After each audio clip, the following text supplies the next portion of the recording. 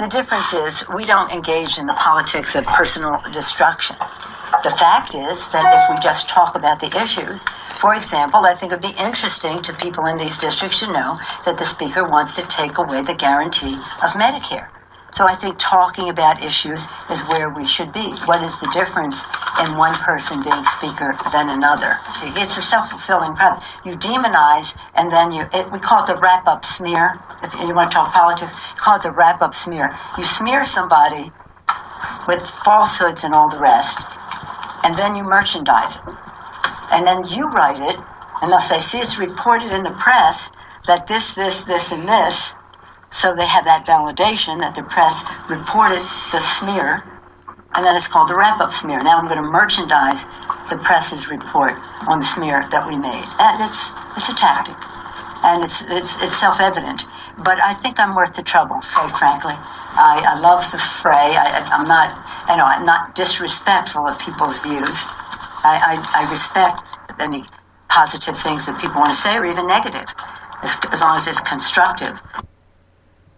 As you just heard, Nancy Pelosi's wrap-up smear campaign that was used against everything that's going on, especially used against Brett Kavanaugh. Remember Brett Kavanaugh when he's elected Supreme Court Justice? Now it's being used against the impeachment scam. Wrap-up smear. That's why they have the whistleblowers. Adam Skiples has the whistleblower. Anyways, Q told us that MSN is the arm of the Democrat Party.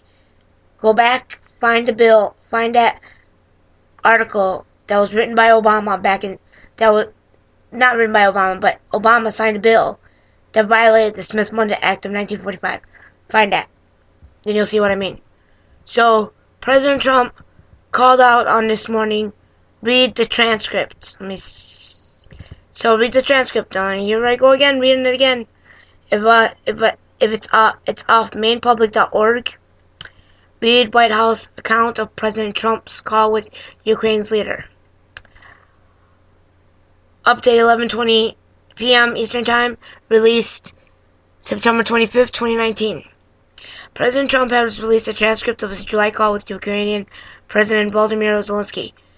The call is the center of the controversy over whether Trump pressured Ukraine to investigate former Vice President Joe Biden, a potential election rival. See the memo as released, which is flagged not being a verbatim transcript of conversation. Read the text below. Unclassified. Declassified by order of the President, September 24, 2019. Memorandum of telephone conversation. Subject: telephone conversation with President Zelensky of Ukraine. Participants: President Zelensky of Ukraine. Note takers: the White House Situation Room. Date: July 25th, 2019, 9:03 to 9:33 a.m. Eastern Standard Time. And place: residence, White House. So if you read the book, The Art of the Deal, President Trump likes to do his business calls 30 minutes and under. Just remember that. The President: congratulations on a great victory, sir. The President: congratulations on a great victory. We all watched from the United States, and you did a terrific job. The way you came from behind, somebody who wasn't given much of a chance, and you ended up winning easily. It's a fantastic achievement. Congratulations. President Zelensky: you are absolutely right, Mr. President. We did win big, and we worked hard for this. We worked a lot, but I would like to confess to you that I had an opportunity to learn from you. We used quite a few of your skills and knowledge, and we were able to use it as an example of our elections. And yes, it is true that these were the unique elections. We were in a unique situation that we were able to achieve a unique success. I'm able to tell you the following. The first time you called me to congratulate me when I won my presidential election, and the second time you're now calling me when my party won the parliamentary election. I think I should run more often, so you can call me more often. We can talk over the phone more often. The President laughs. That's a very good idea. I think your country's very happy about that. President Zelensky: well, yes, to tell you the truth, we are trying to work hard because,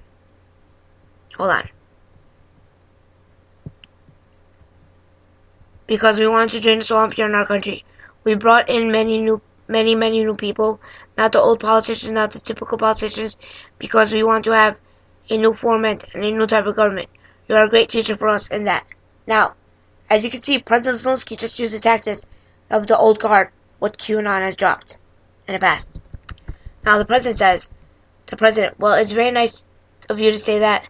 I will say that we do a lot for Ukraine. We spend a lot of time and spend a lot of effort and a lot of time, more than the European countries are doing, and they should be helping you more than they are. Germany does nothing for you. All they do is talk. I think it's something that you should ask them about.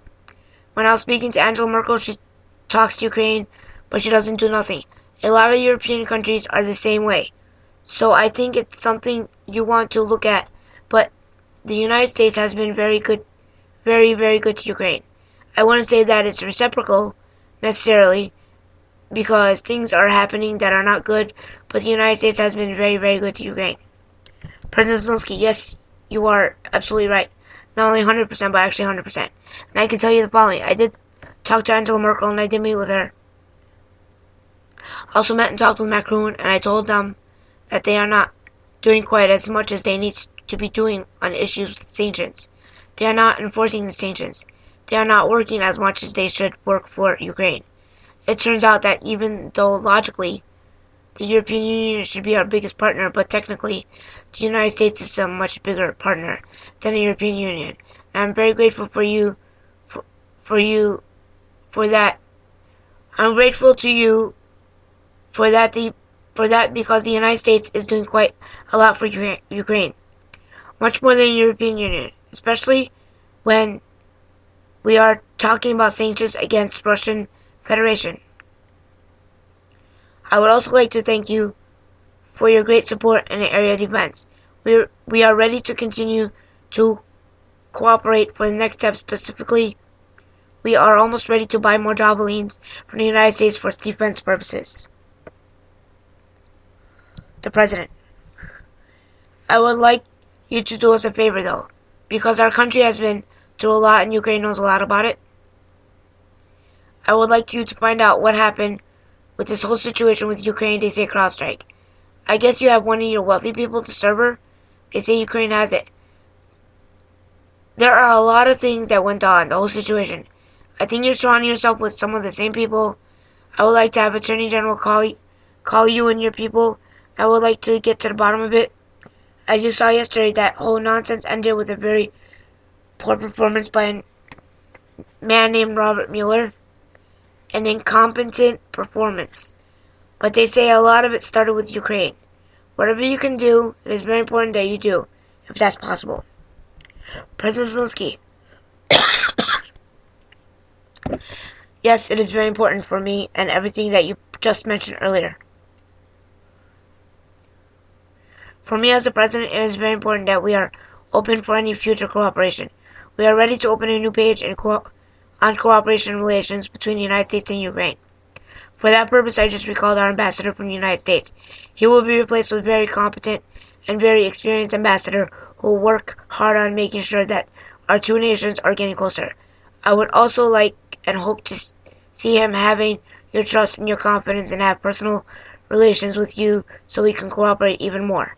I will personally tell you that one of my assistants spoke with Mr. Giuliani just recently. We are hoping very much that Mr. Giuliani will be able to travel to Ukraine, and we will meet once he comes to Ukraine. I just wanted to assure you once again that you have nobody but friends around us. I'll make sure that I surround myself with the best and most experienced people. I also want to tell you that we are friends. We are great friends, and you, Mr. President, have friends in our country, so we can continue our strategic partnership. I also plan to surround myself with great people. And in addition to the investigation, I guarantee, as the President of Ukraine, and that all the investigations will be done openly and candidly. That I can assure you. The President. Good, because I heard you had a prosecutor who was very good, and he was shut down, and that's really unfair.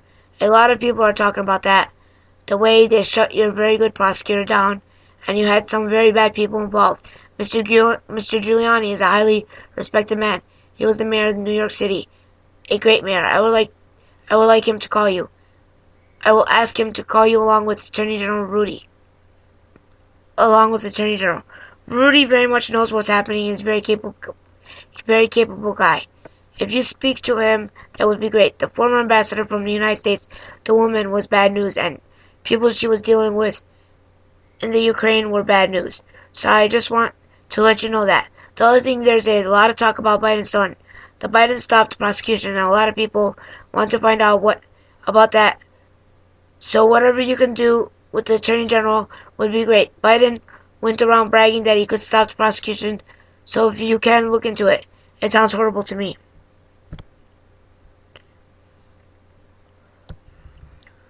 President Zelensky, I want to tell you about the prosecutor. First of all, I understand I'm knowledgeable about the situation.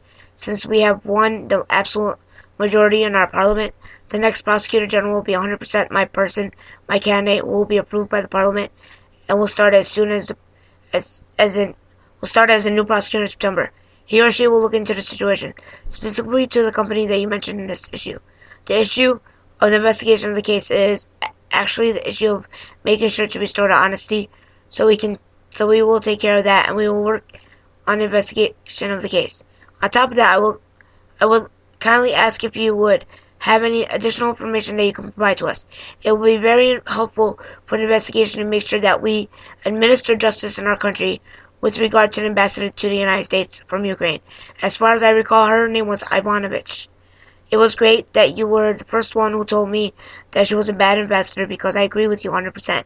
Her attitude towards me was far from the best, because she admired the previous president and she was on his side. She would not accept me as a new president well enough. I gotta get a drink, hold on.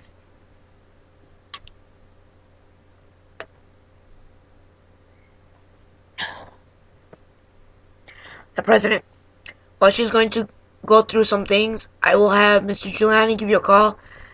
I'm also going to have Attorney General Barr call, and we'll get to the very bottom of it. I'm sure you'll figure it out. I heard the prosecutor was treated very badly, and he was a very fair prosecutor. So good luck with everything. Your economy is going to get better and better, I predict. You have a lot of assets. It's a great country. I have many Ukrainian friends. They're incredible people. President Zelensky, I would like to tell you that I also have quite a few Ukrainian friends that live in the United States. Actually, last time I traveled to the United States, I stayed in New York, near Central Park, and I stayed at Trump Tower. I will talk to them, and I hope to see them again in the future. I also want to thank you for your invitation to visit the United States, specifically Washington, D.C. On the other hand, I also want to assure you that we will be very serious about the case, and we will work on an investigation. As to the economy, there is much potential for our two countries, and one of the issues that is very important for Ukraine is energy independence. I believe we can be very successful in cooperating on energy independence with the United States. We are already working on cooperation. We are buying American oil, but I am very hopeful for future meeting. We will have more time and more opportunities to discuss these opportunities and get to know each other. I would like to thank you very much for your support. The President, good. Well, thank you very much, and I appreciate it. I'll tell Rudy and Attorney General Barr to call you. Thank you. Whenever you would like to come to the White House, feel free to call. Give us a date, and we'll work that out. I look forward to seeing you. President Zelensky, thank you very much. I would be very happy to come and would be happy to meet with you personally and get to know you better. I'm looking forward to our meeting, and I would also like to invite you to visit Ukraine and come to the city of Kyiv, which is a beautiful city.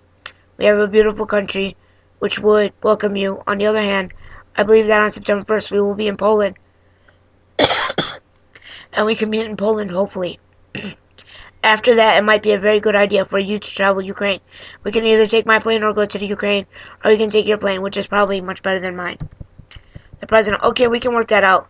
I look forward to seeing you in Washington, maybe in Poland, because I think we're going to be there at that time. President Zelensky, thank you very much, Mr. President. The President, congratulations on a fantastic job you've done. The whole world was watching. I'm not sure it was so much of an upset, but congratulations. President Zelensky, thank you, Mr. President. Bye-bye. End of conversation. As you can hear, there was a lot of Q drops mentioning this. In the last sentence, President Trump said, the whole world was watching. Where we go one, we go all. Remember that. worldwide. This is not just another 4-year election. Just remember that. What Q showed us that video of Trump saying, this is not just another 4-year election. So as you can see, when Adam Schiff did that Trump impeachment inquiry several weeks ago, what was probably last month or something, he did not mention a lot of stuff that President Zelensky was talking about. As I mentioned to you, as I read this long, boring conversation between Zelensky and Trump, I'm telling you, this thing's boring. There's nothing in it. There's nothing in here that shows there's anything to impeach Trump. This is a phone conversation, just like you or me are having with our friends or having with our mom and dad. Just letting you know. Okay? These are two friends, and this is not an impeachable. There's nothing impeachable about this. There's no impeachment about this. Because he did ask him to look into it, which is right, technically right, because Joe Biden and Obama and the Clintons and several others were part of that Ukraine Burisma scandal shit, stealing money from Ukraine, China, and as Trump said, Romania. Now think about that, Romania. Why was Romania mentioned? And when Trump was answering questions in the garden before he took off to South Carolina, I think it was South Carolina, he mentioned Romania. Why would Trump mention Romania? This is something very important. Romania. What has Romania got to do with this? We got to dig into this information. Because we know Q's back, but we got to do this ourselves because we've been doing it ourselves for the last few months. We didn't need Q, so you guys are woke, I'm awoke. Let's do this. Let's keep investigating this because this is bullshit. Like I showed you, like I played you in the beginning of the video, this is nothing but a wrap-up smear campaign. Impeachment wrap-up smear campaign. It's impeachment scam, like Trump says. Then there's another video I want to play to you. This is a video from CNN. Key revelations from impeachment inquiry into President Trump on October 30th. Listen. We've heard from 13 witnesses in the House impeachment inquiry. Talk to me about the top line. What's the top line here? So, John, the most 13 witnesses. Now, doesn't that remind you of something what Nancy Pelosi said? What did Nancy Pelosi say right here? Hold on. Let me play you what Nancy Pelosi said before she announced impeachment shit. On September 24th. Good afternoon. Last Tuesday, we observed the anniversary of the adoption of the Constitution on September 17th. Sadly, on that day, the Intelligence Community Inspector General formally notified the Congress that the administration was forbidding him from the U.S. Constitution adoption. There was 13 states involved in the U.S. Constitution adoption. Isn't that such a coincidence? No, nothing's ever a coincidence. Turning over a whistleblower complaint on Constitution Day. This is a violation of law. Shortly thereafter, press reports began to break of a phone call by the President of the United States calling upon a foreign power to intervene in his election. This is a breach of his constitutional responsibilities. The facts are these. The Intelligence Community Inspector General, who was appointed by President Trump, determined that the complaint is both of urgent concern and credible. And its disclosure, he went on to say, relates to one of the most significant and important of the Director of National Intelligence's responsibility to the American people. On Thursday, the Inspector General testified before the House Intelligence Committee stating that the acting Director of National Intelligence blocked him from disclosing the whistleblower complaint. This is a violation of law. The law is unequivocal. The DNI staff, it says the DNI Director of National Intelligence shall provide Congress the full whistleblower complaint. Now, in this next part that I'm about to play you, This was pre-planned already. Now listen to what Nancy Pelosi says. For more than 25 years, I've served on the Intelligence Committee as a member, as the ranking member, as part of the Gang of Four, even before I was in the leadership. I was there when we created the Office of the Director of National Intelligence. That did not exist before 2004. I was there even earlier in the 90s when we wrote the whistleblower laws and continued to write them to improve them to ensure the security of our intelligence and the safety of our whistleblowers. Did you hear her? She was one of the ones that created DNI back in 2004 before Obama got into office. This was during Bush presidency. She created DNI. And then she's claiming, like, somewhere in the 90s, I would assume, during Bill Clinton's presidency, she wrote the whistleblower laws. You see, this was already pre-planned. Because Bush administration knew they were going to go down. Knew they were going to get caught one day. Because of what all the scandals Bush 41 pulled through all the years after, even before JFK died. It started with, let's just go back as far as Hitler, when Prescott Bush created Hitler. So let's go as far back as that. You can find those in my other videos. You can find those in my videos on YouTube, Anonymous X. But then again, this is bigger than you can imagine. And it all combines to one thing. It all leads you back to the WikiLeaks article that I posted on my Twitter. I'm telling you, it's all a big circle. All this shit is one big dirty mess, and it's spread out so far and wide. It's like a big spider web, just like you told you. Listen. I know what their purpose was, and we proceeded with balance and caution as we wrote the laws. I can say with authority the Trump administration's actions undermine both our national security and our intelligence and our protections of the whistleblowers, more than both.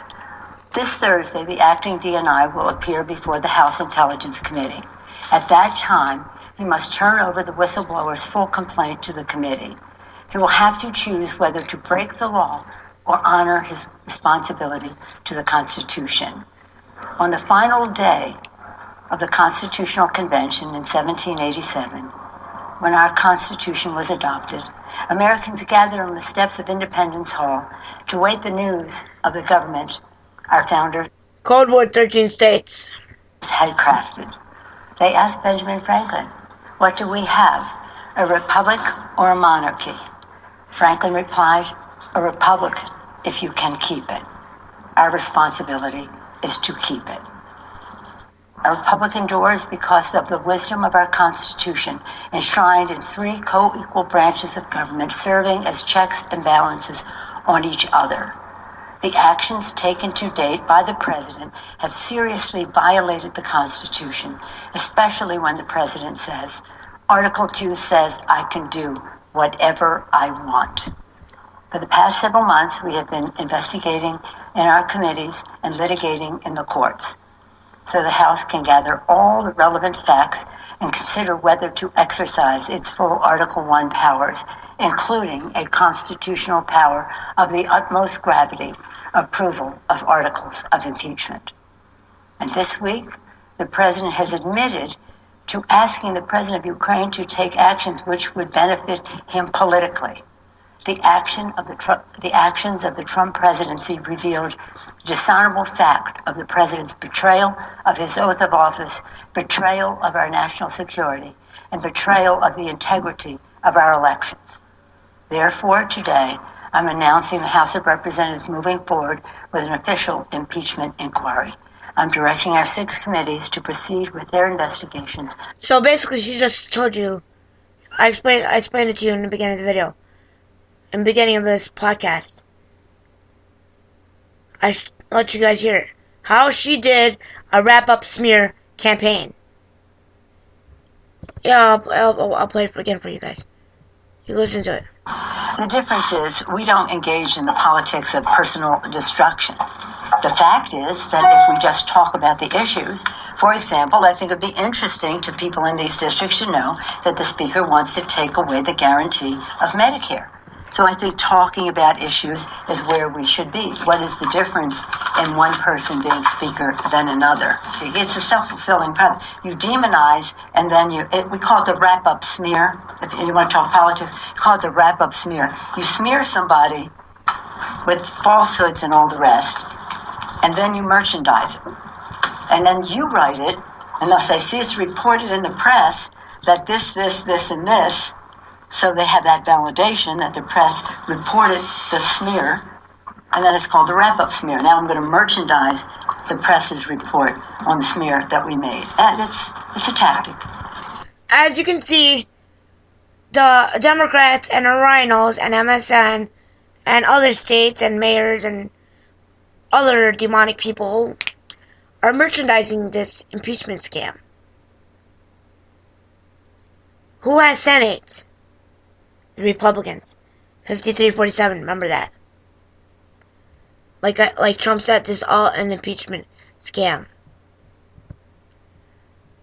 Well, feel free to share this, listen, share it, spread the information, spread the truth, because President Trump said, read the transcript, and I read the transcript to you, and it was boring as hell. Like I said, it's just a regular phone call.